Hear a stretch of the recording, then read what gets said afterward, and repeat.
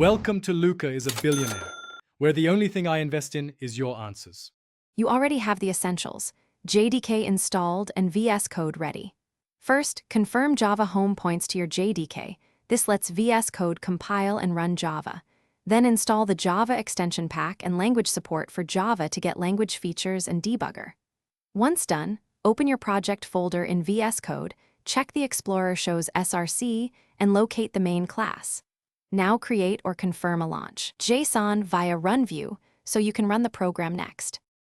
Now configure execution details.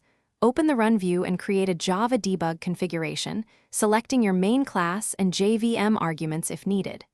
Make sure the class path points to your build output folder, such as bin or target/classes, so compiled.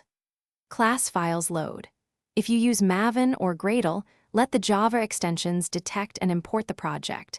They will set class path automatically. Then press Start Debugging or Run without debugging to compile and launch the program. Watch the debug console for runtime output and errors. Finish by validating runtime behavior.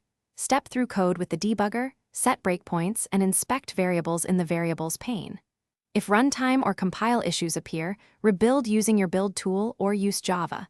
Clean Java language server workspace to refresh symbols. Make sure the correct JDK is selected in VS Code settings and that Java home matches it. One key troubleshooting tip: if classes fail to load, verify your class path and build output folder.